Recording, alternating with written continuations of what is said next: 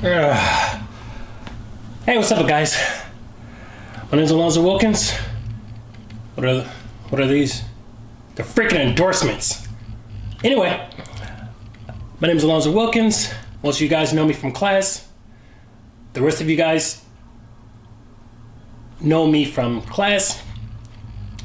I started my BDSM journey when I was 13 years old. No, I'm just joking.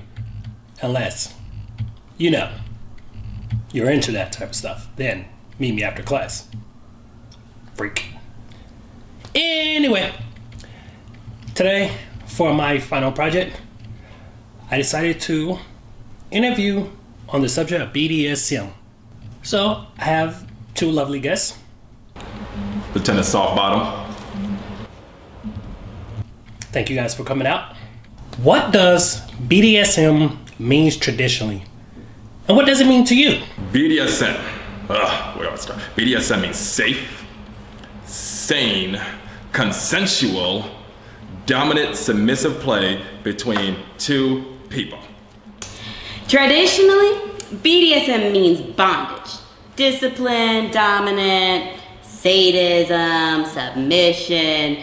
But to me, it's a way of releasing control. How did you get into the BDSM lifestyle? I can say I was interested at a very young age. I mean, when all the normal kids were out playing with their little action figures, I was taking my G.I. Joes and strapping them upside down and having their little dolls give them a little spanky poo, you know?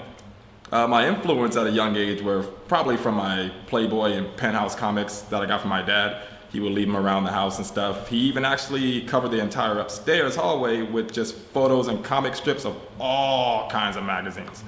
Well, I got into BDSM through Tumblr. I saw a suspended bondage and I was so intrigued. That's definitely interesting. Can you describe the roles and characteristics that are involved in the lifestyle? And what roles do you specifically play? Well, that's a difficult question to answer, actually. There's way too many roles involved in BDSM lifestyle. I mean, there's seemingly an infinite ways to express yourself, really, especially in the fetish community. I mean, just a few clicks on Google and boom, down the rabbit hole you go, all down to subjects and discussions of all kinds of stuff. I mean, if you can think it, it probably already exists. I mean, like me, as you can see, no longer in that lifestyle. But I did make it my career for about 10 years or so. I started out as a submissive, then I worked at Dungeons in Philly as a switchy woo, and then I kind of worked my way up to be a dom specializing in foot fetishes. Then I moved to LA for about 8 years ago, you know, and then I started dominating that, and that's how I pay my rent. There's the dominant who's in charge, and their word is law in most cases. They care for their submissive, give aftercare and punishment when needed, guide their sub, and then there's the submissive. We listen, we cater, and we just all around submit. Is BDSM expensive? Money.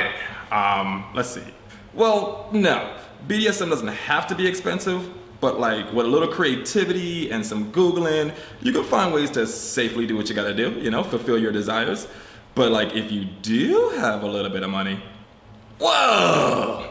There's tons of whips and paddles and bondage equipment, like if you like that kind of thing.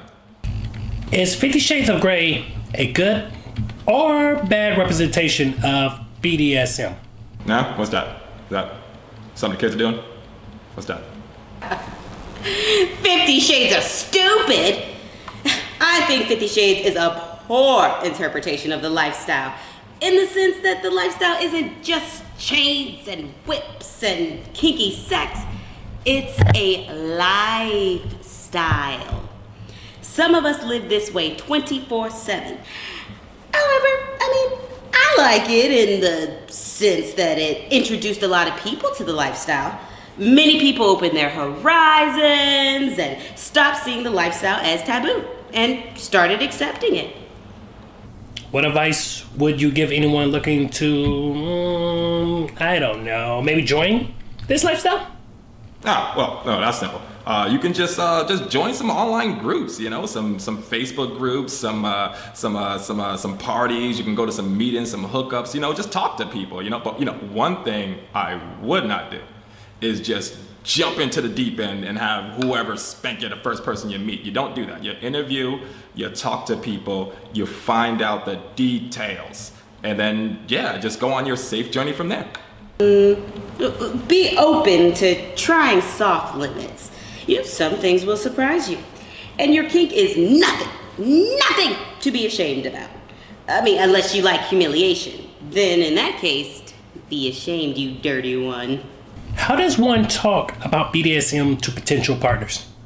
Do you just jump right into it, or do you kind of like warm them up? I mean, each individual is different. I would just go with your instincts when you're really discussing BDSM. It's kind of touchy, but I would definitely discuss it if that's something you want to do. Like, who knows? Your partner actually might be into those things. Just be open and honest with what you like and what you don't like. I like to let potential partners know up front, honey, if they don't like them, then they can move on. And if they click, then, I mean, most of the time it's amazing. What are things that you haven't tried but would like to? I don't know. I really don't think there's anything missing from my BDSM experience.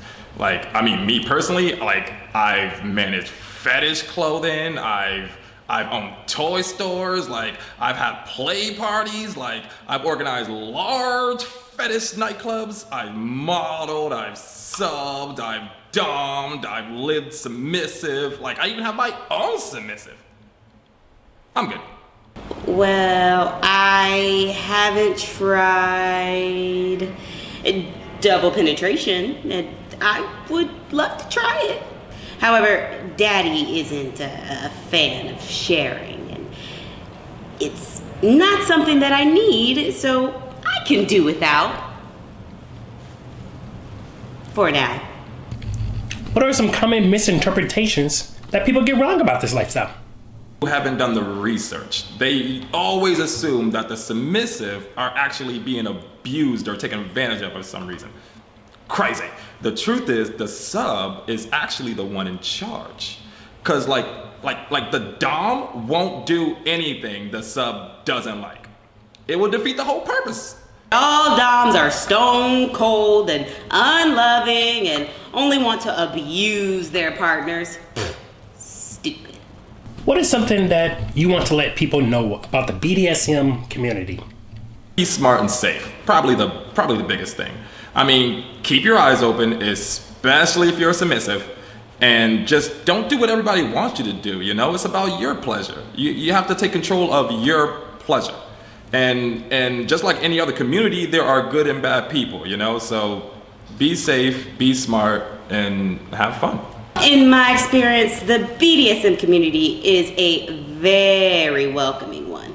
So just be proud of your kinks and make friends in the lifestyle, and sometimes they're the best ones ever. Are there any stories you all like to share? Well, there was this one time with me and this lieutenant. Wait, who's watching this? No stories. No stories. I met my dom on the Kink app, and we're still going strong a year later. I mean, I honestly could have gone without meeting him that way, because low-key, I could have been in a skin suit right now. People are crazy. What are some things you like about this lifestyle, and some things that you hate? What do I like? Oh! Everything. But, a couple things I hate. Let's see. Oh yeah. Biggest pet peeve, new doms. I mean, come on. You guys always think you're the biggest guy on the scene. You're not the hot shot. Come on, we see right through you. I love the inclusion that I've experienced.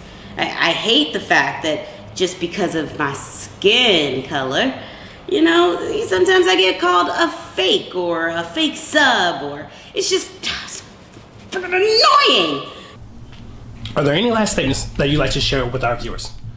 Our very, very freaky viewers. Like, come on, guys. Who watches this long? I know what you guys' Google search is going to be about tonight. Freaks. Just be open. Be you. Because at the end of the day, you'll find someone who loves you for you. Don't change for anyone. You are you for a reason. 3 words. The internet.